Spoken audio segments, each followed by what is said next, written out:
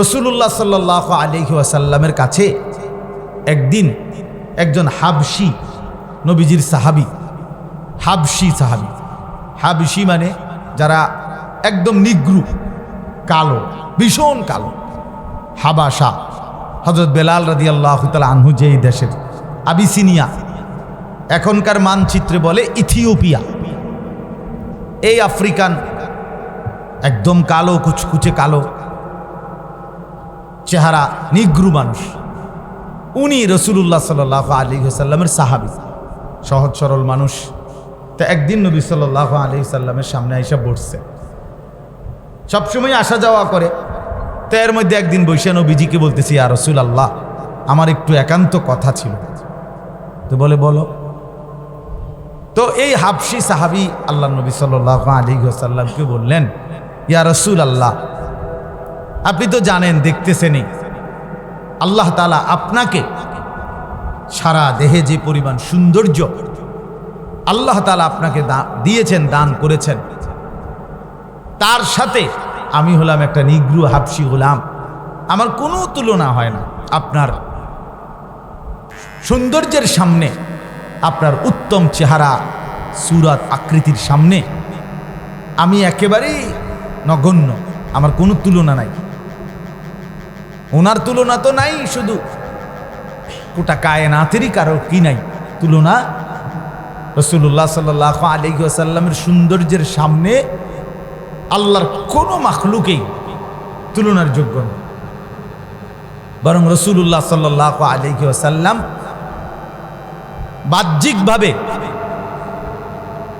বাহ্যিক দেহে তিনি অত্যন্ত সর্বশ্রেষ্ঠ, সবচেয়ে সুন্দর ছিলেন আল্লাহর নবী সাল্লাল্লাহু আলাইহি ওয়াসাল্লাম। সাহাবায়ে কেরামের শত শত বর্ণনা আছে আমাদের প্রিয় নবী সাল্লাল্লাহু আলাইহি ওয়াসাল্লামের সৌন্দর্যের উপর। নবী সাল্লাল্লাহু আলাইহি ওয়াসাল্লামের নাক, চোখ, দাঁত, ঠোঁট, হাত, পাও, মানে শত শত, যদি পৃথিবীর সবচেয়ে শ্রেষ্ঠ পরীক্ষক যারা অঙ্কন পরীক্ষা করে, যারা বিভিন্ন কিছু আঁকলে সেটার পরীক্ষা নিরীক্ষা করে, মনে করেন প্রথম, ফার্স্ট, সেকেন্ড, থার্ড নির্বাচন করে, এরকম পৃথিবীর সর্বশ্রেষ্ঠ পরীক্ষক তারাও যদি রাসূলুল্লাহ সাল্লাল্লাহু আলাইহি ওয়াসাল্লামকে সবাই মিলে পরীক্ষা করে, ওনার সৌন্দর্য পৃথক পৃথকভাবে প্রতিটা অঙ্গ একত্রে সারা অঙ্গ, তো তিনি সব বিবেচনায় সর্বশ্রেষ্ঠ সুন্দর হিসাবেই প্রমাণিত হবেন। আল্লাহ তাআলা বলেন, সর্বোত্তম মানুষকে, সর্বোত্তম ব্যক্তিকে আল্লাহ তাআলা তিনটা কথা বলছে। এক, জবানে মানে কথায় সর্বোত্তম হলো যে মানুষকে তার জবান দিয়ে আল্লাহর দিকে ডাকে, সে কথায় সর্বোত্তম। কর্মে সর্বোত্তমকে আল্লাহ তাআলা বলেন, ওয়া আমিলা সালিহান, যে সমস্ত নেক আমল করে। পরিচয়ে সর্বোত্তমকে, ও ক্বালা ইন্নানি মিনাল মুসলিমিন, সর্বাবস্থায় জীবনে যে নিজেকে মুসলমান পরিচয় হিসাবে ধরে রাখে, সব হালাতে নিজের চেহারা, সুরত, কাপড়, পোশাক, চলাফেরা, আচরণ, উচ্চারণ, সব ক্ষেত্রে সে নিজেকে পরিচয় দেয়, আমি মুসলমান, আমি মুসলমানদের একজন, সেই সর্বোত্তম মানুষ। তাইলে কথায় সর্বোত্তম যে মানুষকে আল্লাহর দিকে ডাকে, কর্মে সর্বোত্তম যে নেক আমল করে, আর পরিচয়ে সর্বোত্তম যে নিজের মুসলমান পরিচয় ধরে রাখে সর্বাবস্থায়। তো এই জন্য আল্লাহর দিকে ডাকা, আল্লাহর কথা বলতে পারা, আল্লাহর কথা শুনতে পারা, এটাই বরকত। এবার সেটা কম জন শুনুক বা বেশি শুনুক, অল্প হোক বেশি হোক, সবটাই বরকত। সুবহানাল্লাহ একবার বললেও নেকি, 100 বার বললেও নেকি। ওই যে মোহাম্মদ 100 বার বললেও নেকি। এদিকে আসো, এনে আসো, এনে আর জায়গা আছে। 100 বার বললেও নেকি। এই মূলত হিসাবটা হলো আল্লাহর কথা বলতে পারা, এটাই বরকত। আমরা কিতাবে পড়ছি হাকিমুল উম্মত মুজাদ্দিদুল মিল্লাত হযরত মাওলানা শাহ আশরাফ আলী থানভী রাহমাতুল্লাহি আলাইহি বলতেন, কোনো বান্দার একটি নেক আমল যেই কোনো ছোট্ট বড় কবুল হওয়ার চিহ্ন হলো যে আল্লাহ তাআলা তাকে পুনরায় সেই নেক আমল করার তৌফিক দান করে। যদি এমনটা হয় তাইলেই বোঝা যায় যে আল্লাহ তাআলা তার নেক আমলটি কবুল করছেন। যেমন মনে করেন আমরা বললাম একবার যে সুবহানাল্লাহ, বলেন তো এবার আবার বলেন সুবহানাল্লাহ সুবহানাল্লাহ। এই যে বারবার বলা, তো প্রথমবার বলাটা আল্লাহ গ্রহণ করেছেন, এই জন্য দ্বিতীয়বার বলার তৌফিক দিয়েছেন। দ্বিতীয়বার এটা আল্লাহ গ্রহণ করছেন, এই জন্য তৃতীয়বার বলার তৌফিক। এইটাই নিয়ম। যার আল্লাহ তাআলা আমল কবুল করে তাকে আল্লাহ তাআলা পুনরায় সেই আমলের তৌফিক দেয়। যার ফজরের নামাজ কবুল হয়েছে তো আল্লাহ তাআলা তাকে জোহরের নামাজ পড়ার তৌফিক দেয়। জোহর কবুল হয়েছে তো আসর পড়ার সুযোগ দেয়। আসর গ্রহণ করছেন আল্লাহ তো মাগরিব পড়ার তৌফিক দেয়। মাগরিব পড়ছে কবুল হয়েছে তো এশা পড়ার সুযোগ। এই যে একটার পর একটা নামাজ পড়ে, বারবার দান করে, বারবার আল্লাহর ঘর জিয়ারত করে, বারবার কোরআনুল কারীম তেলাওয়াত করে, মানে এটাই প্রমাণ করে পেছনেরটা কবুল হয়েছে। এই জন্য আল্লাহ তাআলার সন্তুষ্টি, আল্লাহ তাআলার গ্রহণ করা, এটাই হলো সবচেয়ে বড় পাওয়া।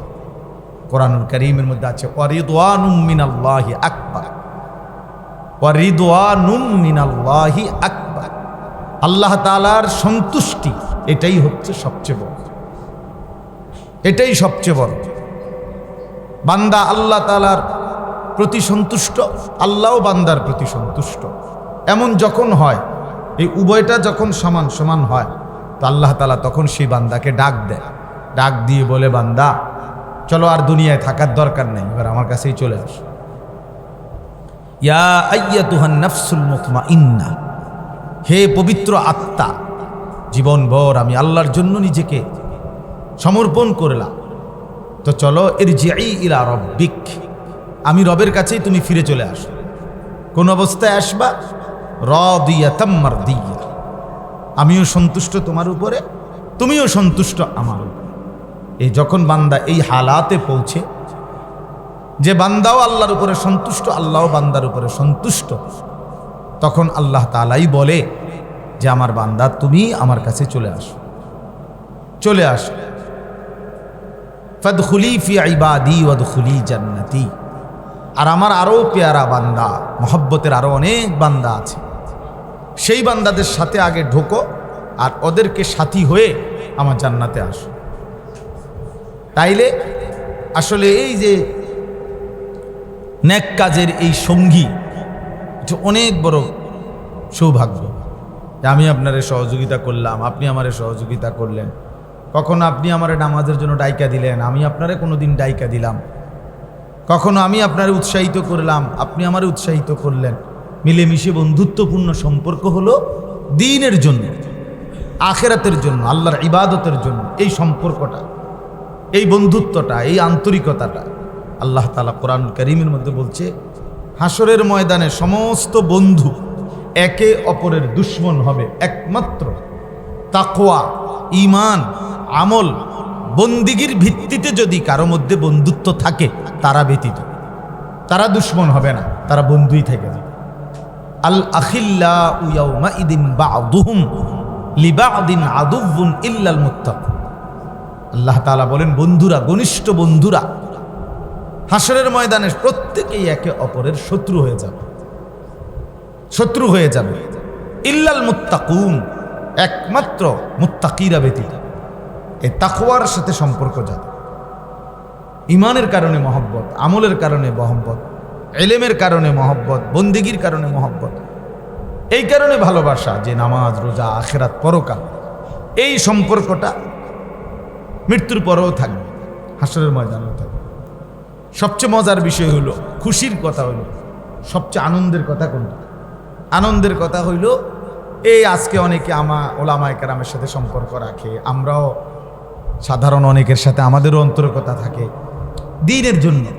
তাহলে এই কি হবে? এতে ওই সূরাতে আছে আল্লাহ তাআলা এই বন্ধুদেরকে, যারা নেক কাজের বন্ধু ছিল, আল্লাহর ইবাদতের কাজে সহযোগী ছিল, তা আল্লাহ তাআলা তাদেরকে ডাক দিয়ে বলবে, উদখুলুল জান্নাতা আনতুম ওয়া আজওয়াজুকুম তুহবারুন, তোমরা তোমাদের বন্ধুদেরকে সাথে নিয়ে, সঙ্গীদেরকে সাথে নিয়ে হাসতে হাসতে আমার জান্নাতে ঢুকো।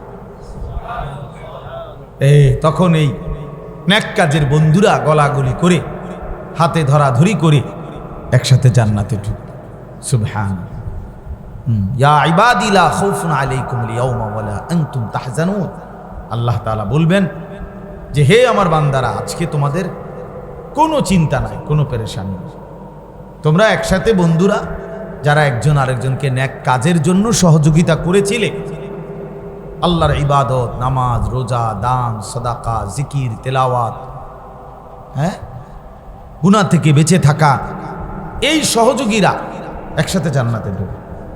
এবং তাফসীরের মধ্যে আছে আপন বিবিও যদি এমন হয়, ওয়া আজওয়াজুকুমের মধ্যে স্ত্রী অন্তর্ভুক্ত, যদি কারো স্ত্রী এমন হয় যে সে তার স্বামীকে নেক কাজে সহযোগিতা করছে, স্বামী তার স্ত্রীকে নেক কাজে সহযোগিতা করছে, স্বামী তাকে পর্দা মেনে নেওয়ার ক্ষেত্রে সহযোগিতা করছে, স্ত্রী তার স্বামীকে দ্বীনের কাজে আল্লাহর রাস্তায় বের হইছে, তো সে সন্তান ঘর আগলায় রাখছে, তাহলে এই যে সহযোগী একজন আরেকজনের নেক কাজের সহযোগী, তো আল্লাহ তাআলা এই স্বামী স্ত্রীদেরকেও বলবেন তোমরা স্বামী স্ত্রী একসাথে জান্নাতে প্রবেশ করো। এই আয়াতের তাফসীরে আছে। এই জন্য আল্লাহর দ্বীন নিয়ে ফিকির করা, দ্বীনের উপরে থাকা, নেক কাজের সঙ্গী হওয়া একজন আরেকজনের, এর নিয়ে ফিকির করা অনেক বড় নিয়ামত, অনেক বড় নিয়ামত। তাহলে আহসান মানুষ বলল, সর্বোত্তম মানুষ হলো এই তিন শ্রেণী, যে তার জবান দিয়ে মানুষকে আল্লাহর দিকে ডাকে, যে কর্মে সমস্ত বন্দিগি নেক আমল করে, আর যে সর্বাবস্থায় নিজেকে মুসলমান পরিচয় দেয়। কেন দাঁড়িয়ে রাখছি আমি মুসলমান? টুপি পড়েন কেন আপনি সবসময়? আমি মুসলমান। আমি পাঞ্জাবি লুঙ্গি পরবো কেন? আমি মুসলমান। আমি পড়বো না তো কে পড়বে? মেসওয়াক করবেন কেন? মেসওয়াক করবো, আমি মুসলমান। অর্থাৎ প্রতিটা দিন ঘরে বাইরে সর্ব জায়গায় নিজেকে পরিচয় তুলে ধরা, আমি মুসলমান। আমাদের হযরত মাওলানা নজরুল ইসলাম কাসিমি সাহেব, বাংলাদেশের এক বড় বুজুর্গ আলেম, উনি একবার বলছিলেন বয়ানে, উনি বলছেন আমি পৃথিবীর অজস্র অগণিত সারাটা জীবন, সারা গোটা ইউরোপের এমন কোনো দেশ নাই যেখানে আমি সফর করি নাই, বারবার। তো সারা ইউরোপ সফর করছি পাঞ্জাবি টুপি পরে। তো উনি বলছেন ইউরোপের বহু বিমানবন্দরে ইমিগ্রেশনে আমার দেশি শার্ট প্যান্ট স্যুট পরা, দাড়ি শেভ করা, এরকম বহু লোককে ঘন্টার পর ঘন্টা ইমিগ্রেশনে চেকিংয়ের কারণে দাঁড় করায় রাখছে, কিন্তু আমার কোথাও পৃথিবীর কোনোবারে একবারের জন্য আটকায় নাই। কারণ আমার পরিচয় মুসলমান, আমার লেবাস চেহারায় বোঝা যায় মুসলমান, আমার পরিচয়ে আর আমার শরীরে গঠনে মিলছে, এই জন্য আমার আর কোথাও কি করে নাই, আটকায়। উনি বলছেন যে আমি শতবার দেখছি। এই জন্য এটা একটা বড় বিষয়। আমরা হীনমন্য মানুষ, যারা হীনমন্য মানে যারা নিজেকে নিয়ে বিব্রত বোধ করে বেশি, আমি যদি মুসলমান না হইতাম আরটু ফ্যাশনেবল চলতে পারতাম, আরটু সাজগোজ করে চলতে পারতাম, কাফের বেঈমানদের মতো চলতে পারতাম। এ তো হীনমন্য মানুষের কথা। অর্থাৎ যার গায়রত কম, আত্মমর্যাদা কম, আত্মসম্মান বোধ কম, এটা হলো ওই মানুষের কথা।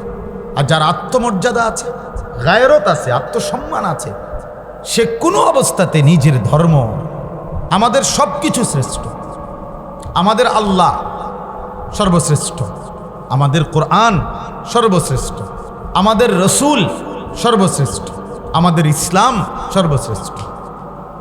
এটা কখনোই মানে এমনও না যে আমরা গার জোরে বলি যে না আমরা ক্ষমতা দেখাই যে না আমরা ইসলাম শ্রেষ্ঠ ধর্ম, আসলে হুদা, বিষয়টা তো এমন না।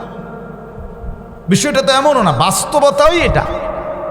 সারা পৃথিবীর সমস্ত ধর্মাবলম্বীরা, সারা পৃথিবীর সমস্ত বিধর্মীদের কাছেও এর বিকল্প কোনো প্রমাণ নাই, যুক্তি নাই।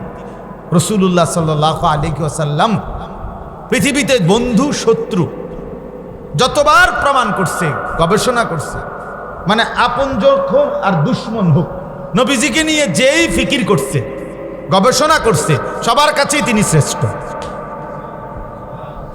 বন্ধুদের কাছেও শ্রেষ্ঠ, দুশ্মনের কাছেও তিনি কি শ্রেষ্ঠ। ইসলাম সবার কাছেই শ্রেষ্ঠ, কোরআন সবার কাছেই শ্রেষ্ঠ। এর বিকল্প কোনো কিতাব নাই কারো কাছে, কোনো কিতাব নেই। স্পষ্ট আপনার খ্রিস্টানদের যে ইনজিল, হেরা এখন বাইবেল বা ইনজিল, এই সারা পৃথিবীতে এখন খ্রিস্টানদের যেই ধর্মগ্রন্থ হিসাবে তারা যেটা প্রচার করে, আমাদের কাছেও আছে এগুলো। তো এখানে তাদের এখানে লেখা আছে যে এইটার মূল লেখক কে, তাদের জানা নেই। ঈসা আলাইহিস সালামের উপরে নাজিলকৃত ইনজিল, যেটা আল্লাহ তাআলা নাজিল করছেন, ওইটার কোনো নাম নিশানা সাতবক মাটির তলেও নাই, কারো কাছে নাই। এই কোনো কাফের ইহুদি খ্রিস্টান তাদের কাছে নাই। একটা বলে যে জাদুঘরে পুরাতন একটা কপি আছে 1000 বছর আগের, এমনও নাই। এতটা ফালতু একটা, মানে তাদের বাস্তবতাটা যে কিচ্ছু নাই, কোনো ভিত্তি বলতে কিচ্ছু নাই, কিচ্ছু নাই। ইহুদিদের কাছে তাদের ধর্মগ্রন্থের কোনো ভিত্তি কিচ্ছু নেই। হিন্দুদের তো কোনো পাত্তাই নাই, কি বলে না বলে, কি কয়, এগুলো কোনো কোনো হোক বাই নাই এগুলো। তাইলে সম্পূর্ণ মানে তথ্য প্রমাণ যুক্তি এবং পুরা সনদ ধারাবাহিকতা বিহীন কিতাব এগুলো। আর আমাদের কোরআন 1500 বছর থেকে ঠিক প্রথম দিন যেই অক্ষর নাজিল হয়েছে যেভাবে, আজও সেইভাবেই আছে। ইসলাম ওইভাবেই আছে, আমাদের রাসূল সাল্লাল্লাহু আলাইহি সাল্লামের জিন্দেগি ওইভাবেই আছে। এজন্য আমাদের মধ্যে হীনমন্য হওয়ার কোনো যুক্তি নেই। এটা এক ধরনের পরাজয়, এটা এক ধরনের ব্যর্থতা। মুসলমানের যেই ছেলেরা, মেয়েরা, পুরুষরা, মহিলারা এই শিক্ষিত হওয়ার নামেও যারা নিজেদের লেবাস, পোশাক, চেহারা, সুরত, ঘর, পরিবার এগুলোর থেকে ইসলামকে বিদায় দিছে, এগুলো বেগায়রত। মূলত এদের আত্মসম্মান কম, আত্মমর্যাদা কম, আত্ম উপলব্ধি কম। এরা হীনমন্য মানসিকতা, বাস্তবতা। এরা নিজ ধর্মের ব্যাপারে এদের কোনো নির্ভরতা নাই। এরা লজ্জিত, বরং ভিতরে ভিতরে, এমনি মুখে বলে না আর কি, ভিতরে ভিতরে লজ্জিত যে ইসলাম আসলে এতটা যুক্তিসঙ্গত বর্তমান পৃথিবীতে চলনসই না। এখনকার এই আধুনিক পৃথিবীতে ইসলামের সব কথা নিয়ে পড়ে থাকলে হবে না। এই মানে এটা হলো মূলত শয়তান, ইবলিস তাদেরকে জেহানটা এভাবে তৈরি করে দিয়েছে। অথচ আল্লাহ তাআলা বলেন যে সর্বাবস্থায় পরিচয় দেয় আমি মুসলমান, এবং এটা গর্ববোধ করে, তো আল্লাহ তাআলা বলে সে সর্বশ্রেষ্ঠ মানুষ, সর্বশ্রেষ্ঠ মানুষ। আল্লাহ তাআলা আমাদেরকে বুঝার তৌফিক দান করেন। এই আপনারা এই কয়েকজনেই শুনেন, শুধু এটাই বুঝে নেন। ইসলাম কোনো যুক্তিতে, আপনি ভেবে দেখেন, পড়ে দেখেন, গবেষণা করে দেখেন যে ইসলামের একটি বিষয়, চুল, দাড়ি, লেবাস, পোশাক, চলাফেরা, আচার আচরণ, লেনদেন, কোনো কিছুই যুক্তি, বাস্তবতা, পারিপার্শ্বিকতা, পৃথিবীর বর্তমান অবস্থার কোনো কিছুর সাথে সাংঘর্ষিক এমন কিচ্ছু না, একটা। আল্লাহ তাআলা কোরআনুল কারীমে বলছেন ফিতরাতাল্লাহিল্লাতী ফাতারান নাসা আলাইহা। আল্লাহ তাআলা বলেন মানুষকে আল্লাহ তাআলা আল্লাহর দ্বীন মানার পূর্ণ যোগ্যতা দিয়ে এই শারীরিক গঠন এভাবেই আল্লাহ তাআলা বানিয়েছে। লোকটা নামাজ পড়তে পারবে, এজন্য তারে আল্লাহ এভাবে বানিয়েছে। সে যাকাত দিতে পারবে, সে রোজা রাখতে পারবে, সে হজ করতে পারবে, সে আল্লাহর ইবাদতের প্রত্যেকটা হুকুম পালন করতে পারবে, এই রকম যোগ্যতা দিয়েই আল্লাহ তাআলা মানুষকে সৃষ্টি করেছে। মানুষকে সৃষ্টি করেছে। এক মহিলা পর্দা করতে পারবে, যত গরম হোক, আরো তীব্র গরম হইল মহিলা বোরখা পরতে পারবে। আল্লাহ তাআলা ওই রকম শরীরের গঠন করেই, ওই রকম শরীরের যোগ্যতা দিয়েই নারীকে বানাইছে। এটা ফিতরাত, এটা স্বভাবজাত যোগ্যতা।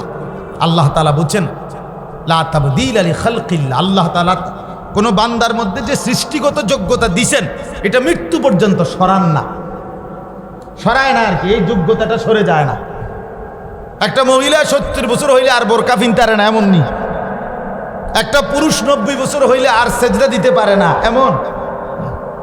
সৃষ্টি আল্লাহকে মানার যোগ্যতা, আল্লাহর ইবাদত করার যোগ্যতা আল্লাহ তাআলা তার বান্দা থেকে কখনোই সরিয়ে ফেলে না, এটা থাকেই তার মধ্যে, সৃষ্টিগত যোগ্যতা। এটা যালিকা দ্বীনুল কাইয়্যিম, আল্লাহ তাআলা বলেন এটা অকাট্য বিধান, চূড়ান্ত বিধান। এই জন্য ভাই আমার, আল্লাহকে মানা চাই, ইসলামকেই গ্রহণ করা চাই। রাসূলুল্লাহ সাল্লাল্লাহু আলাইহি ওয়াসাল্লাম বলছেন, তিনটি জিনিসে যে সন্তুষ্ট সে পূর্ণাঙ্গ। এক, আল্লাহ আমার রব, এ কথার উপরে যে খুশি। ইসলাম আমার ধর্ম, এ কথার উপরে যে খুশি। মুহাম্মদ সাল্লাল্লাহু আলাইহি ওয়াসাল্লাম আমার রাসূল, এ কথার উপরে যে খুশি, সে পূর্ণাঙ্গ মানুষ, সে পূর্ণাঙ্গ। রাদিতু বিল্লাহি রাব্বা ওয়া বিল ইসলামি দীনা ওয়া বি মুহাম্মাদিন সাল্লাল্লাহু আলাইহি ওয়াসাল্লাম নাবিয়্যান ওয়া রাসূলা। আল্লাহ আমার রব, ইসলাম আমার ধর্ম, মুহাম্মদ সাল্লাল্লাহু আলাইহি ওয়াসাল্লাম আমার রাসূল। এর চাইতে বড় পাওয়ার কি? এর চাইতে বড় কিছু আর কি? রাসূলুল্লাহ সাল্লাল্লাহু আলাইহি ওয়াসাল্লামের সমকক্ষ চেহারায়, সুরতে, আখলাকে, বিচক্ষণতায়, বুদ্ধিমত্তায়, প্রজ্ঞায়, জ্ঞানে, গরিমায় কাছাকাছি। এমনকি ইসলামের চাইতে তুলনা করবে ইহুদিদের ধর্ম, খ্রিস্টানদের ধর্ম, হিন্দুদের ধর্ম, বৌদ্ধদের ধর্ম, বর্তমান পৃথিবীতে যত ধর্ম আছে, তাদের যত ধর্মগ্রন্থ আছে, একটাও কোরআনুল কারীমের একটি শব্দের সাথে তুলনার যোগ্য না। তুলনার যোগ্যই নাই, এদের যোগ্যতাই নেই। বরং সবসময় ওরা লুকায়, ধর্ম লুকায়। আমরা উত্তরবঙ্গ গেছি চিল্লার সফরে, আমাদের বাংলাদেশে উত্তরবঙ্গে দিনাজপুর, ওইখানে খ্রিস্টান মিশনারিরা ইউরোপ থেকে আইসা ওইখানে মুসলমানদেরকে ধর্মান্তরিত করার, খ্রিস্টান বানানোর ষড়যন্ত্র করছে, করে প্রচার করে। তো ওইখানে মুসলমানদেরকে বলে ওরা যে আমরা হলাম ঈসাই মুসলমান। এরা বলে ঈসাই মুসলমান মানে ঈসা নবীর অনুসারী মুসলমান। এরা বুঝে মুসলমান না বললে কথাটা খাওয়াই থাকতো না। এমন বেঈমান, এমন মুনাফিক, এমন মিথ্যাবাদী। তার মানে ইসলামের সামনে বিকল্প কিছু দাঁড় করাবার যোগ্যতা কারো কাছে না। কোরআনের সামনে বিকল্প কোনো কিছু দাঁড় করাবার যোগ্যতা কারো কাছে না।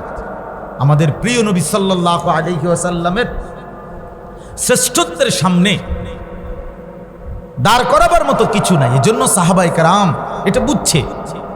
সাহাবায়ে কেরাম কলিজা দিয়া নিজেরা আল্লাহ রাসূল সাল্লাল্লাহু আলাইহি ওয়াসাল্লামকে ভালোবাসছে, গ্রহণ করে নিয়েছে, কদম কদম অনুসরণ করছে। নবীজির জন্য পাগল পারা ছিল, পাগল পারা। ওরা বুঝছে তিনি আল্লাহর শ্রেষ্ঠতম মানব। এজন্য সাহাবায়ে কেরামের এক একজনের দিলে রাসূলুল্লাহ সাল্লাল্লাহু আলাইহি ওয়াসাল্লামের ভালোবাসা ছিল পাগল পারা, বেকারার, বেচাইন ভালোবাসা ছিল। চলেন এই আয়াত শুনি, তাইলেও দেখবেন ভালোবাসা কাকে বলে, নবীজির প্রতি মহব্বত কি সাহাবীদের ছিল। 5 নম্বর পারা, 4 নম্বর সূরা, সূরা নিসা। এই সূরার 69 নম্বর আয়াত আমি তেলাওয়াত করেছি গতকালকের আগের দিন শনিবার চাঁদপুর, হাজীগঞ্জের পরে বাকিলা, ফুলছোঁয়া একটা জায়গা। আমাদের বাংলাদেশের একজন বড় বুজুর্গ, শ্রেষ্ঠতম বুজুর্গদের একজন, বহুত বড় আল্লাহওয়ালা, আধ্যাত্মিক সাধক, আলেম দিন, শেখুল হাদিস, পীরে কামেল আল্লামা মুফতি আবু সাঈদ দামাত বারাকাতুহুমুল আলিয়া হজরতের মাসিক ইসলাহি মজলিসে বয়ান শুনতে গেছিলাম। আমি মাগরিব থেকে এসা আমি বয়ান শুনেছিলাম, হজরতের পুরা বয়ান। তো এই বয়ানে হজরত বাংলাদেশের শত শত হাজার হাজার আলেম ওনার হাতে বায়াত, ওনার মুরিদ। সাধারণ মানুষ তো আছে, মানে আলেমে আছে হাজার হাজার। তো উনি এই আয়াতটা বয়ান করছেন ওইখানে, সেটাই আপনাদেরকে শুনাইতে চাই। সূরা নিসার 69 নম্বর আয়াত। এই আয়াতের একটা ছোট্ট প্রেক্ষাপট আছে, শানে নুজুল বলে আর কি, কেন এই আয়াত নাজিল হল, তাইলে আয়াতটা বুঝতে সুবিধা হবে। রাসূলুল্লাহ সাল্লাল্লাহু আলাইহি ওয়াসাল্লামের কাছে একদিন একজন হাবশি, নবীজির সাহাবী, হাবশি সাহাবী।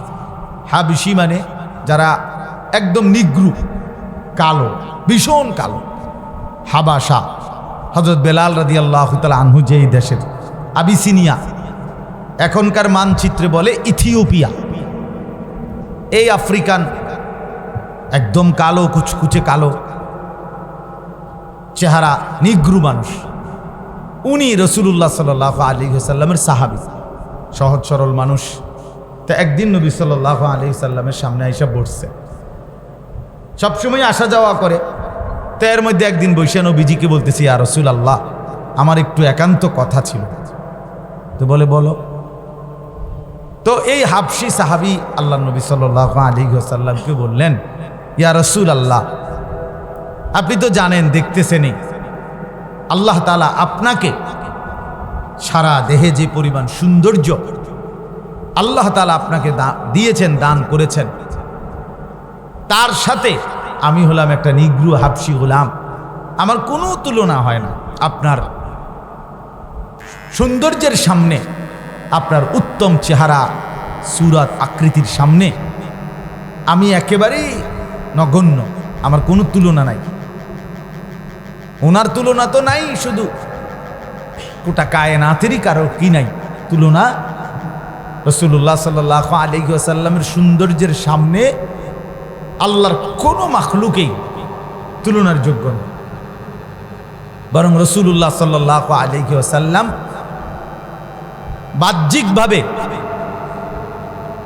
বাহ্যিক দেহে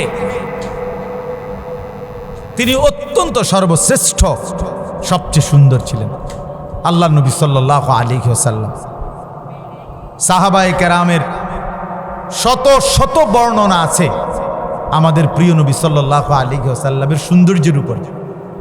নবী সাল্লাল্লাহু আলাইহি ওয়াসাল্লামের নাক, চোখ, দাঁত, ঠোঁট, হাত, পাও, মানে শত শত, যদি পৃথিবীর সবচেয়ে শ্রেষ্ঠ পরীক্ষক যারা অঙ্কন পরীক্ষা করে, যারা বিভিন্ন কিছু আঁকলে সেটার পরীক্ষা নিরীক্ষা করে, মনে করেন প্রথম, ফার্স্ট, সেকেন্ড, থার্ড নির্বাচন করে, এরকম পৃথিবীর সর্বশ্রেষ্ঠ পরীক্ষক তারাও যদি রাসূলুল্লাহ সাল্লাল্লাহু আলাইহি ওয়াসাল্লামকে সবাই মিলে পরীক্ষা করে, ওনার সৌন্দর্য পৃথক পৃথকভাবে প্রতিটা অঙ্গ একত্রে সারা অঙ্গ, তো তিনি সব বিবেচনায় সর্বশ্রেষ্ঠ সুন্দর হিসাবেই প্রমাণিত হবে।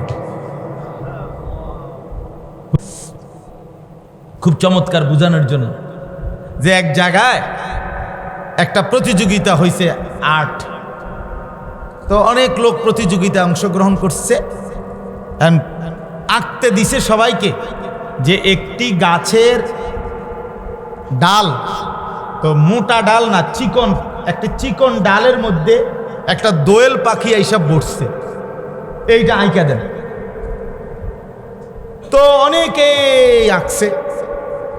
তো এই পরীক্ষক যারা যারা এটার ফার্স্ট নির্বাচন করবে, পরীক্ষক তারাও অভিজ্ঞ, তারারে আনছে। তারা তো এবারে দেখতে দেখতে দেখতে বাদ দিতে দিতে দিতে দিতে দিতে সর্বশেষ তারা একটা ছবি নির্বাচন করছে যে না এইটা একদম সুন্দর হয়েছে, সবচেয়ে সুন্দর, 1 নম্বর। এখন এইটা 1 নম্বর যখন নির্বাচিত হয়েছে, তো এই পরীক্ষক বোর্ডের সবচেয়ে অভিজ্ঞ যিনি সিনিয়র, উনি এবার এটার দিকে তাকাইয়া এরপর উনি বলল যে দেখেন, এইটার মধ্যেও আপনাদের সবার দৃষ্টিতে যেটা পারফেক্ট, মানে এটা একদম যথোপযুক্ত হয়েছে, যে না আমার দৃষ্টিতে এইটার মধ্যেও একটু ত্রুটি আছে। কয় যে কি ত্রুটি? উনি মুরব্বী, যে বয়স্ক, প্রবীণ, অভিজ্ঞ বেশি, উনি বাইর করছে, কয় যে দেখেন ওই যে চিকন ডালের মধ্যে দোয়েল পাখিটা বসছে, ডালটা যেহেতু চিকন ডাল, মোটা ডালে বসে নাই, আঁকতে বলছেন এভাবে, তো একটা দোয়েল পাখি এটা যেটুকুই হোক এটার একটা ওজন আছে। এখন এই চিকন ডালটাতে বসার কারণে দোয়েল পাখিটার একটু হইল ওজনের কারণে ডালটা একটু নামে যাওয়ার কথা, সামান্য একটু কি ডালটা কাইতে যাওয়ার কথা, এটা এখানে হয়েছে না কাইতে। সে আঁকছে সুন্দরভাবে, কিন্তু চিকন ডালটা একটু কাত হয়েছে এটা বোঝা যায় না, তাইলে এটা একটা খুঁত। তারা বুঝে হ্যাঁ ঠিকই তো আসলে। তো বলল এইভাবে হাজারো পরীক্ষকের সমস্ত কিছু বিশ্লেষণ কইরা মনে করেন এবার তাহলে এখানে এটা 100 হইতো কখন, যদি ডালটা একটু কি হইতো নামানো হইতো, একটু ঝুঁকাইয়া দিত আর কি, সামান্য একটু ঝুঁকানো হইতো। তো হযরত বলেন যে প্রিয় নবী সাল্লাল্লাহু আলাইহি ওয়াসাল্লাম এবার যদি পৃথিবীর সমস্ত ডিজাইনাররাও একসাথে পরীক্ষা করে রাসূলুল্লাহ সাল্লাল্লাহু আলাইহি ওয়াসাল্লামের প্রতিটা অঙ্গ, একেবারে পৃথিবীর সর্বশ্রেষ্ঠ অভিজ্ঞ ব্যক্তির বিবেচনাতেও পরীক্ষায়ও রাসূলুল্লাহ সাল্লাল্লাহু আলাইহি ওয়াসাল্লামের নাক, ঠিক নাক, এটাই শ্রেষ্ঠ, এখানে 1 জাররা খুঁত বের করার কারো কোনো যোগ্যতা নেই। কান এটাই সেরা, এখানে আর কি দিলে ভালো হইতো না, আর কিছু দিলে ভালো হইতো না। চোখ এখানে এটাই সেরা, এখানে আর কি দিলে কুদ্দুর ভালো হইতো না, কিচ্ছু দিলে ভালো হইতো না। এইটা যেটা আল্লাহ তাআলা দিছেন নবীজির চোখ, এটাই সেরা। তিনি এত সুন্দর ছিলেন, অর্থাৎ কোনো বিবেচনায়, কারো পরীক্ষায়, কোনো ক্ষেত্রে, কোনো দিক থেকে রাসূলুল্লাহ সাল্লাল্লাহু আলাইহি ওয়াসাল্লামের সৌন্দর্য এক বিন্দু ত্রুটি বের করার কোনো সুযোগ নেই, এমন সুন্দর তিনি ছিলেন। তো ওই হাবশি গোলাম আর হাবশি সাহাবী বললেন, ইয়া রাসূলুল্লাহ সাল্লাল্লাহু আলাইহি ওয়াসাল্লাম, আপনার সৌন্দর্য তুলনাহীন, আমি এক হাবশি কালো গোলাম, আপনার সাথে আমার কোনো তুলনা নাই। 1 2 নাম্বার, এ তো বাহ্যিক সৌন্দর্য। উনি এবার বললেন আভ্যন্তরীণ সৌন্দর্য, মানে ভিতরের গুণ, ইলম, তাকওয়া, ঈমান, ইখলাস, আল্লাহ তাআলার প্রতি আস্থা, ভরসা, মানে অন্তরে মানুষের যত গুণ থাকতে হয়, এই সমস্ত গুণাবলীর ক্ষেত্রেও আপনার সাথে আমার কোনো তুলনা নাই। আপনার শ্রেষ্ঠত্ব অনেক ঊর্ধ্বে, আমি সাধারণ। তাহলে বাহ্যিক সৌন্দর্যেও আপনার সাথে আমার তুলনা চলে না, আভ্যন্তরীণ সৌন্দর্যেও আপনার সাথে আমার কি চলে না, তুলনা চলে না। কিন্তু ইয়া রাসূলুল্লাহ, আমার একটা বিষয় হইল, আমি যদিও বুঝি আপনার সাথে আমার কোনো তুলনা হয় না, কিন্তু আমি একটা সান্ত্বনা পাই, আমি সুখে দুঃখে, রাতে দিনে, অভাবে, যখন যেই অবস্থায় থাকি, আমার একটা মনের সান্ত্বনা যে আমি যখনই আপনার কাছে আসি আর আপনার চেহারা মোবারকের দিকে তাকাই, তাইলে আমি আমার সব দুঃখ বেদনা সব কিছু ভুলে যাই, আমি আপনাকে দেখে তৃপ্ত হয়ে যাই। আপনার সৌন্দর্য দেখে, আপনার চেহারা মোবারকের দিকে তাকাইলে আমি গোটা পৃথিবী ভুলে যাই, আমার সব সুখ পূর্ণ হয়ে যায়, আনন্দ পূর্ণ হয়ে যায়। এখন আমার প্রশ্ন হলো, ইয়া রাসূলুল্লাহ, যেহেতু আপনার বাহ্যিক সৌন্দর্য, আভ্যন্তরীণ সৌন্দর্য, আভ্যন্তরীণ আপনার গুণাবলী কোনো কিছুর সাথে আমার কোনো তুলনা নাই, তো কাজে নিশ্চয়ই আখিরাতে, পরকালে আপনি তো আল্লাহ তাআলার পক্ষ থেকে সর্বশ্রেষ্ঠ জান্নাতে থাকবেন, আর আমি প্রথমত জান্নাতে যাব কিনা তারও নিশ্চয়তা নাই। আচ্ছা যদি আল্লাহ দয়া করে আমারে দেয়ও একটা জান্নাত, তো সেটা তো আর আপনি যে জান্নাতে থাকবেন উচ্চ সুমহান, ওইখানে তো হবে না, কারণ আপনার সাথে তো আমার কি নাই, তুলনাই নাই। আমারে দিবে হয়তো একটা জান্নাতে, কিন্তু আমি তো এই যে আমার এই দুনিয়ার জীবনে, দুনিয়ার হায়াতে আপনাকে দেখে যে আমি নয়ন জুড়াই, চোখ জুড়াই, দিল ঠান্ডা করি, তো ইয়া রাসূলুল্লাহ, আমার এখন প্রশ্ন হলো, আমার আপনার কাছে জানার বিষয় হইল, আমি যদি হাসরের ময়দানে জান্নাতের মধ্যে আমার যে জান্নাতেই দোক, আমি যদি আপনারে না দেখি, তাইলে তো আমার ওই জান্নাতটাও আমার কাছে আরামদায়ক মনে হবে না, তখন আমি কেমনে থাকব? এইটা আমি জানতে চাচ্ছি। আল্লাহ নবী সাল্লাল্লাহু আলাইহি ওয়াসাল্লাম চুপ হয়ে গেলেন। নবী সাল্লাল্লাহু আলাইহি ওয়াসাল্লামের চেহারা মোবারক থেকে ঘাম ঝরতেছিল। সাহাবীরা বুঝছেন আল্লাহ নবী সাল্লাল্লাহু আলাইহি ওয়াসাল্লামের উপরে জিবরাইল আসছে, মানে ওহী নাজিল হচ্ছে। জিবরাইল ওহী নাজিল করলেন, আল্লাহ তাআলা জবাব দিলেন। আর জিবরাইল চলে যাওয়ার পরে আল্লাহ নবী সাল্লাল্লাহু আলাইহি ওয়াসাল্লাম ওই সাহাবীকে ওই প্রশ্নের জবাবে এই আয়াত শুনাইলেন। কোন আয়াত?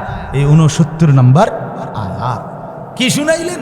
আল্লাহ তাআলা বললেন, বন্ধু পরে বলেন, আপনার সাথে থাকার ব্যবস্থা আছে, আপনারে দেখার ব্যবস্থাও আছে, হাসরের ময়দানে জান্নাতে আপনার সাথে থাকার ব্যবস্থা আছে। আল্লাহ তাআলা বলেন, আপনি শুধু বলে দেন 2 শর্ত, ওমান ইউতিল্লাহ ওয়ার রাসূল, বলে দেন শুধু সে না, কিয়ামত পর্যন্ত যত বান্দা ঈমানদার আল্লাহ এবং রাসূলের আনুগত্য করবে, আল্লাহ এবং রাসূলের পূর্ণ আনুগত্য করবে, অনুসরণ করবে, রাসূলের সুন্নাতের পাবন্দি করবে, নবীজির এক এক সুন্নাত ধরে ধরে পালন করবে, আল্লাহর হুকুমের পাবন্দি করবে। আল্লাহ তাআলা বলেন, আপনি বলে দেন ওই ব্যক্তি বা ওই মানুষগুলো ফাউলাইকা মাআল্লাযীনা আন'আমাল্লাহু আলাইহিম মিনান নাবিয়্যিন, আমি আল্লাহ ওয়াদা দিলাম হাসরের ময়দানে তারা 1 নম্বরে নবীদের সঙ্গী হবে, নবীদের সঙ্গী। তার মানে আপনার সাথে থাকবে, আপনাকে পুরো অনুসরণ করছে, আমি আল্লাহর হুকুমের পুরো আনুগত্য করেছে, জীবনে কখনোই আপনার নাফরমানি, আমি আল্লাহর নাফরমানি করে নাই, চেষ্টা করছে আপনার সুন্নাত, আপনার জিন্দেগি, আপনার অনুসরণ ধরে রাখতে। তো আমি আল্লাহ ওয়াদা দিলাম পুরস্কার স্বরূপ ওই বান্দা যেমনই হোক, কালো হোক, নিগ্রু হোক, গোলাম হোক, আমি আল্লাহ তাকে আপনার সঙ্গী হিসাবেই রাখবো এবং সব নবীদের সাথে রাখবো। ও সিদ্দিকিন, এবং সিদ্দিকদের সাথে রাখবো। সিদ্দিক হলো সমস্ত নবীর পরে ঈমানদারদের মধ্যে, মানে উম্মতের মধ্যে সর্বশ্রেষ্ঠ মর্যাদার অধিকারীকে বলে সিদ্দিক, শহীদেরও ঊর্ধ্বে সিদ্দিক। মানে নবীর পরে উম্মতের মধ্যে সর্বশ্রেষ্ঠ মানুষকে কি বলে? সিদ্দিক বলে। সিদ্দিক যেমন আবু বকর সিদ্দিক রাদিয়াল্লাহু তাআলা আনহু। আবু বকর, কোন বুজুর্গরা বলেন, মুহাদ্দিসিন বলেন, সমস্ত সাহাবায়ে কেরাম সিদ্দিকের দরজা, সমস্ত সাহাবীরা কি উম্মতের সর্বশ্রেষ্ঠ মানুষ নবীদের পরে। তো এই সিদ্দিকদের সাথে আমি আল্লাহ তাআলা তাদেরকে রাখব। শর্ত কি? আল্লাহর আনুগত্য, রাসূলের কি আনুগত্য, অনুসরণ। ওয়াসশুহাদা, শহীদদের সাথে রাখব। ওয়াসসালিহিন, আমার নেককার বান্দাদের সাথেই আমি আল্লাহ তাকে রাখব। আল্লাহ বলেন ওয়া হাসুনা উলাইকা রফিকা, সুবহানাল্লাহ। আল্লাহ তাআলা বলেন, ওরে মজা করে বলতেছে যে তুমি যখন নবীদের সঙ্গী হবা, সিদ্দিকদের সঙ্গী হবা, শহীদদের সঙ্গী হবে, সালেহীন নেককারদের সঙ্গী হবা, তো বলো না তোর কি চমৎকার তোমার বন্ধুরা হবে। তখন বুঝবা এই বন্ধুরা কতটা উত্তম, কতটা উত্তম। কোনো মুসলমান কল্পনা করেন, আমরাই ভাবি যদি হাসরের ময়দানে দেখি আমার ডানে বামে যারা দাঁড়িয়ে আছে, বসে আছে, এরা কেউ আবু বকর, কেউ ওমর, কেউ উসমান, কেউ আলী, কেউ আব্দুল কাদের জিলানি, কেউ জুনায়েদ বাগদাদি, কেউ বাইজিদ বুস্তামি, কেউ আবু হানিফা, কেউ শাফিঈ, কেউ বুখারী, এরম বড় বড় আল্লাহর প্রিয় বান্দারা, তে এরাই আমার পাশে বা আমি তাদের পাশে বসা, তাদের সাথে বসা, আচ্ছা কতটা মজা হবে তখন, কেমন ভাল লাগবে তখন। আল্লাহ তাআলা বলছেন ওয়া হাসুনা উলাইকা রাফিকা, কত না উত্তম, কত না উত্তম তারা বন্ধু, কত না দামি হবে।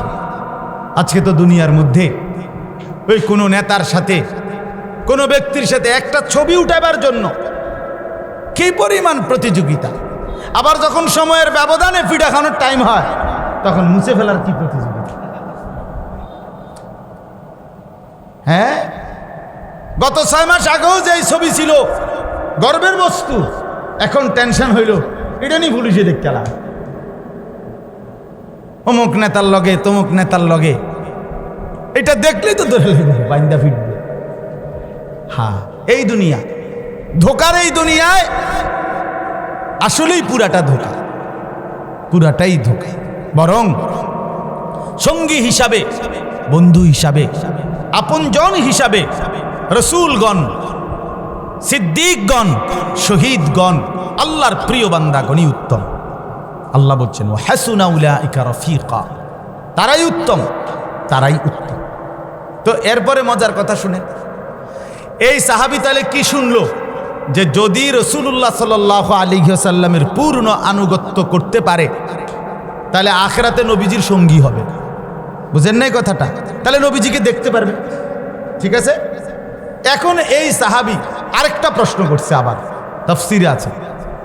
উনি এবার দ্বিতীয় যেই প্রশ্নটা করছে সেই প্রশ্নটা হইল, উনি বললেন ইয়া রাসূলুল্লাহ, আচ্ছা এতটুকু তো পাইলাম যে আপনার আনুগত্য ঠিকমতো করলে আপনারে পাবো, আপনার সঙ্গী হইতে পারবো, আপনারে দেখমু, আপনার লগে থাকতে পারবো, কিন্তু এখন আমার প্রশ্ন হলো, আপনি যখন আপনার মহান আল্লাহ রব্বুল আলামিনকে আপনি যখন দেখবেন, তথা আপনি যেই বিশেষ মর্যাদা সম্মান নিয়া আল্লাহর পাককে দেখবেন, তখন আমি আপনার সাথে থাকতে পারবো। আল্লাহ নবী সাল্লাল্লাহু আলাইহি ওয়াসাল্লাম বললেন, আনুগত্যের হক যদি আদায় করতে পারো তো সেই সময়ও মহান আল্লাহর দিদার যখন আমার হবে তখনও তুমি আমার সাথে থাকতে পারবে।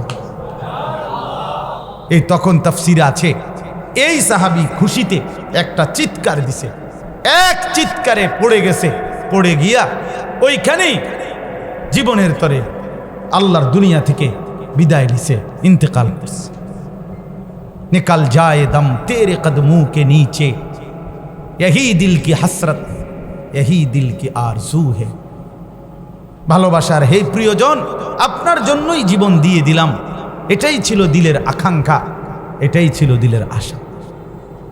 নবী সাল্লাল্লাহু আলাইহি ওয়াসাল্লামের সামনে জান দিয়ে ফেলছে, এই খুশিতে আত্মহারা হয়ে গেছেন। তাইলে আল্লাহ তাআলা এই আয়াতের মধ্যে বললেন, রাসূলুল্লাহ সাল্লাল্লাহু আলাইহি ওয়াসাল্লামের আনুগত্য, আল্লাহর আনুগত্য, আল্লাহর হুকুম মানা, রাসূলুল্লাহ সাল্লাল্লাহু আলাইহি ওয়াসাল্লামের সুন্নাতের অনুসরণ করা, পুরা কোরআনুল কারীমের মধ্যে আছে। এটা কতভাবে যে আল্লাহ বলছে, ফাত্তাবিউনি ইউহিব্বুকুমুল্লাহ, তোমরা আমাকে অনুসরণ করো, মুহাম্মদকে অনুসরণ করো, বন্ধুকে অনুসরণ করো, আমি আল্লাহ তোমাদেরকে ভালোবাসবো। ওয়াত্তাবিউহু লাআল্লাকুম তাহতাদুন, আল্লাহ তাআলা বলেন আমার রাসূলকে অনুসরণ করো, তাহলেই তোমরা হেদায়েত পেয়ে যাবে। আল্লাহ তাআলা বলছেন, ফাল্লাযীনা আমানু বিহি ওয়া আযযারুহু ওয়া নাসারুহু ওয়াত্তাবাউন নূরাল্লাযী উনজিলা মাআহু, যারা আমার রাসূলের প্রতি ঈমান আনবে, আমার রাসূলকে সম্মান করবে, আমার রাসূলের দ্বীনকে সাহায্য করবে এবং আমার রাসূলের উপরে নাজিলকৃত এই কোরআনকে অনুসরণ করবে, উলাইকা হুমুল মুফলিহুন, আল্লাহ বলেন এরা নিশ্চিত সফল, কামিয়াব, জান্নাত, জান্নাত। এই জন্য প্রিয় ভাই আমার, আজকে এতটুকুই কথা, মেহেরবানি করে হাদিসের যে অংশটা পড়ছি, আলমারউ মা'a মান আহাব্বা, নবী সাল্লাল্লাহু আলাইহি, এটাও সুন্দর ঘটনা আছে। একজন সাহাবী, আল্লাহ নবী সাল্লাল্লাহু আলাইহি ওয়াসাল্লামের একজন সহজ সরল সাহাবী, সাদাসিধে সাহাবী বললেন, ইয়া রাসূলুল্লাহ মাতা সাআ, কিয়ামত কোন দিন হবে? নবীজি বলেন, ওমা আ'দাত্তা লাহা, প্রস্তুতি নিয়েছো কি? কিয়ামত যেদিনে হোক তোমার প্রস্তুতি কি? ওই সাহাবী বললেন, ইয়া রাসূলুল্লাহ, নামাজ রোজা বন্দিগি তো খুব বেশি নাই, যেতটুকু সাধ্য কুলায় করতেছি, তবে সবচেয়ে বড় কথা হলো ইয়া রাসূলুল্লাহ, আমি আপনাকে আল্লাহকে ভীষণ ভালোবাসি, আমি আপনাকে খুব ভালোবাসি নবী, আল্লাহকে খুব ভালোবাসি। আল্লাহ নবী সাল্লাল্লাহু আলাইহি ওয়াসাল্লাম বলেন, তাহলে তুমি শুনে নাও, আল মারউ মা'a মান আহাব্বা, কিয়ামতে তুমি তারই সঙ্গী হবে যাকে তুমি ভীষণ ভালোবাসতে।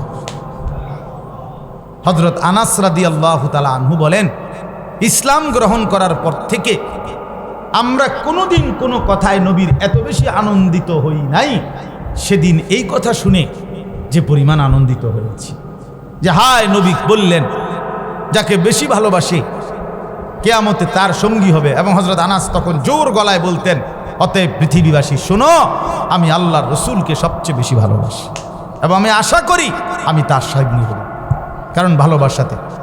তাইলে আজকে আমরা যারা শুনলাম, আমাদের এটা দিলের তামান্না হওয়া উচিত। এই যে মদিনা শরীফ মানুষ যায়, রাসূলুল্লাহ সাল্লাল্লাহু আলাইহি ওয়াসাল্লামের রওজা আতহারের জিয়ারতে কেন যায়? ভালোবাসার টানে যায়, মহব্বতের টানে যায়, এক পাগল পারা দিল নিয়ে যায়, মহব্বতে যায়। রাসূলুল্লাহ সাল্লাল্লাহু আলাইহি ওয়াসাল্লামের প্রতি ভালোবাসা, রাসূলুল্লাহ সাল্লাল্লাহু আলাইহি ওয়াসাল্লামকে অনুসরণ, বিশ্বাস করেন, এটা জীবনের সবচেয়ে বড় ফল। আজকে ছেলেরাও বোঝে না, আজকে বয়স্ক লোকেরাও বোঝে না, মা বোনরাও বোঝে না, কেউ বুঝতে চায় না, হায় কার পিছনে ঘুরতেছে, কার মতো নিজেকে সাজাই, কি করে, কেন করে, কিচ্ছুর কোনো আগামাথা না। কেন এমন চুল রাখলো, কেন এমন জিন্দিগি কাটাইলো, সারাদিন কেন আড্ডা দিল, সারাটা দিন কেন মোবাইলের পিছনে জিন্দিগি শেষ করলো, কিচ্ছুর কোনো হদিস নাই, কোনো লক্ষ্য নাই, কোনো উদ্দেশ্য নাই, কোনো গন্তব্য নাই, কোনো পথ জানা নাই, কিছুই জানে না, মঞ্জিল জানে না।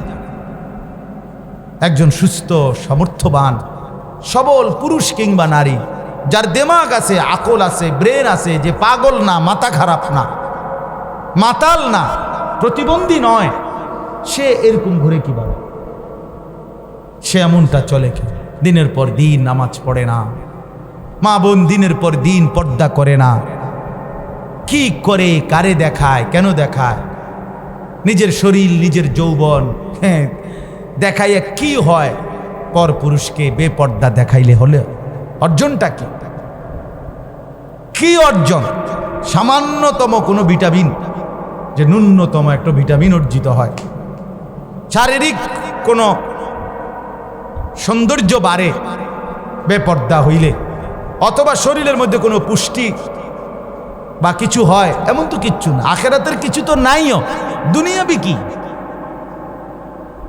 এই জন্য বাপ চলেন আজকে আমরা নিয়ত করি, আমরা প্রত্যেকেই এই সাহাবীর, উনি জানতে চাইছেন, সাদাসিধে সাহাবী, আল্লাহ তাআলা আয়াত নাজিল করে জানাইছেন, তোমরা যারা যারা আমার ইমানদার বান্দা, আমার রাসূলের অনুসরণের জন্য পূর্ণ চেষ্টা করবা, আমি আল্লাহ ওয়াদা দিলাম আমার রাসূলের সাথেই তোমাদেরকে থাকতে দেব। তো বলে এত মানুষকে কেমনে থাকতে দিবে? নবীজির অনুসরণ করলে কেমনে থাকতে দিবে? আপনি হেনে থাকেন তো দেখবেন, আপনি তখনই তো বুঝবেন। এখন আপনার বুঝার দরকার, আপনার আমার আকলের উপরে আখেরাত না, আখেরাতের বিষয়টাই হলো না দেখে বিশ্বাস করা। নয়তো আপনি সর্বনিম্ন, সর্বশেষ, সবচেয়ে ছোট জান্নাত আল্লাহ যাকে দিবে তারটাই হবে 10 দুনিয়া বরাবর। তো আপনি বলে এত বড় এটা দিয়ে সে করবে কি? তো এত বড় এটা দিয়ে করবে কি? তো যে মানুষটা 10 মাস 9 মাস মায়ের পেটে জরায়ুর একটু ছোট্ট জায়গার মধ্যে ছিল, সে এত বড় দুনিয়ার মধ্যে আইছে কি? তো এত বড় দুনিয়া দিয়ে করবে কি? আবার সে যখন আখেরাতে যাবে তখন সে বুঝবে যে তার এই আখেরাতের এত বড় জান্নাতটার দরকারটা কি। আল্লাহ তাআলা আমাদেরকে তৌফিক দান করেন। আমরা প্রত্যেকে নিয়ত করি, জওয়ান বুড়ো সবাই, আমিও সুন্নাতের পাবন্দি করি। রাসূলুল্লাহ সাল্লাল্লাহু আলাইহি ওয়াসাল্লামের ভালোবাসা অনেক বড় নিয়ামত, অনেক বড় নিয়ামত। কোরআনুল কারীমের মধ্যে আছে, আল্লাহ তাআলা বলছে, বন্ধু ওমা কান আল্লাহু লিউআযিবাহুম ওয়া আনতা ফীহিম, আপনি আছেন বলেই আপনার উম্মতকে আমি আল্লাহ চূড়ান্ত আযাব দিয়ে ধ্বংস করব না। নূহ আলাইহিস সালাম জীবিত থাকতে ওনার চোখের সামনে ওনার উম্মতকে আল্লাহ তাআলা ধ্বংস করে দিয়েছে। লূত আলাইহিস সালাম নবী তখন জীবিত, ওনার জাতিকে আল্লাহ তাআলা উল্টায়া জমিন ধ্বংস করে দিয়েছে। হুদ আলাইহিস সালাম জীবিত, ওনার জাতি কওমে আদকে আল্লাহ তাআলা ঝড়ো বাতাস দিয়ে ধ্বংস করে দিয়েছে। শুআয়ব আলাইহিস সালাম জীবিত, আল্লাহ তাআলা উনি থাকতে ওনার জাতিকে ধ্বংস করে দিয়েছে। হ্যাঁ, তাইলে এইভাবে বহু নবী আল্লাহ তাআলা ধ্বংস করে দিয়েছে তাদের উম্মতকে। নবী থাকতেই আমাদের নবী সাল্লাল্লাহু আলাইহি সাল্লামকে আল্লাহ তাআলা ওয়াদা দিয়েছে, বন্ধু আপনি আছেন বলে আমি ওয়াদা দিলাম আপনার উম্মতকে একসাথে আযাব দিয়ে শেষ করব। আল্লাহ তাআলা আমাদেরকে এত বড় রসুল দিলেন, এত বড় নবী দিলেন, আমরা যদি কদর না করি, আমরা যদি মূল্যায়ন না করি, তাহলে আমাদের দুর্ভাগ্য ছাড়া, বদনসিবি ছাড়া আর কোনো কারণ নেই।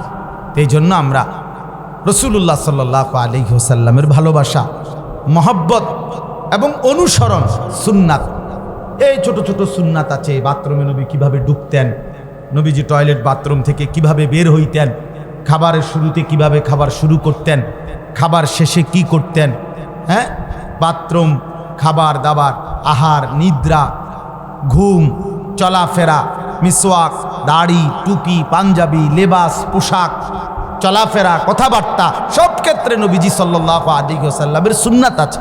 ছোট ছোট বই আছে, অনেক বই বাজারে পাওয়া যায়, প্রিয় নবীর প্রিয় সুন্নাত, এরকম অনেক বই আছে। একটু একটু পড়লে, ওলামায়ে কেরাম বলে, এগুলো শুনলে ইনশাআল্লাহ কেউ যদি নিয়ত করে আমি ধীরে ধীরে নিজেকে সাজাবো তবে রাসূলুল্লাহ সাল্লাল্লাহু আলাইহি ওয়াসাল্লামের সুন্নাতের আলোকে, তাইলে সম্ভব, তাইলে সম্ভব। মানুষ অনুসরণ প্রিয়, অনুকরণ প্রিয়, মানুষ মাত্রই কারো না কারো অনুসরণ করে, যেহেতু করেই তো সেটা আল্লাহর নবী সাল্লাল্লাহু আলাইহি ওয়াসাল্লাম, সাহাবায়ে কেরামকে অনুসরণ করলেই উত্তম। তাহলে আমার দুনিয়াও সুন্দর হবে, আখিরাতও সুন্দর। আসলে তো বাস্তব নবীজি সাল্লাল্লাহু আলাইহি ওয়াসাল্লামের চেহারা, চুল, দাড়ি, লেবাস, খানা দানার নিয়ম, শোয়ার নিয়ম, টয়লেট বাথরুমের নিয়ম, রাত্রি দিন একাকী প্রকাশ্যে যত কিছু নবীজির যেভাবে করতেন, এর চাইতে সুন্দর, স্টাইলিস্ট, এর চাইতে চমৎকার গোটা পৃথিবীর কারো কাছে নেই। তাহলে সবচেয়ে সুন্দর যে মানুষ যেহেতু হতেই চায়, তো সেটা আল্লাহ রাসূল সাল্লাল্লাহু আলাইহি ওয়াসাল্লামকে অনুসরণের মাধ্যমেই হওয়া সম্ভব, হওয়া সম্ভব। আল্লাহ তাআলা আমাদেরকে তৌফিক দান করেন। এই তারবিয়াতুল উম্মাহ মাদ্রাসা আসলে মূলত আমার আজকে এখন এশার পরে কোম্পানিগঞ্জ বয়ান, এরপরে আবার নবীনগর বয়ান, তো একটু সময় ছিল, তো যেহেতু হাফেজ বদিউজ্জামান নজরুল বিশেষ করে বলছে যে হুজুর এই কদ্দুর সময় যে দূর হয় একটু বলে যাবেন আমগেন, ঠিক আছে, আমি এক্ষুনি আবার চলে যাইতে হবে। সেই জন্য এইটুকু কথা, আল্লাহ নবী সাল্লাল্লাহু আলাইহি ওয়াসাল্লামকে ভালোবাসেন, অনুসরণ করেন, সুন্নাতের ইত্তেবা করেন। আল্লাহ তাআলা এই মাদ্রাসাটিকে কবুল করে নেন, উপযুক্ত ছাত্র শিক্ষক আল্লাহ তাআলা মিলায়া দেন। আপনারাও আমার জন্য দোয়া করবেন, আমিও আপনাদের জন্য দোয়া করব। আমার মাদ্রাসায় আগামী শনিবার, এই সামনের শনিবার 12 তারিখ মাসিক ইসলাহি মাহফিল, আসরের নামাজ থেকে এশা পর্যন্ত আমার শায়েখ আরিফ বিল্লাহ হাকিমুন নফস আল্লামা মুফতি মুশতাকুন নবী কাসিমি হুজুর ইনশাআল্লাহ বয়ান করবে, আমরাও থাকবো। আপনাদের সুযোগ থাকলে যায়েন। 12 তারিখ আগামী শনিবার আমাদের মাদ্রাসা ক্যান্টনমেন্ট ময়নামতি সাহেবের বাজার। আল্লাহ তাআলা আমাদেরকে তৌফিক দান করেন, কবুল করেন।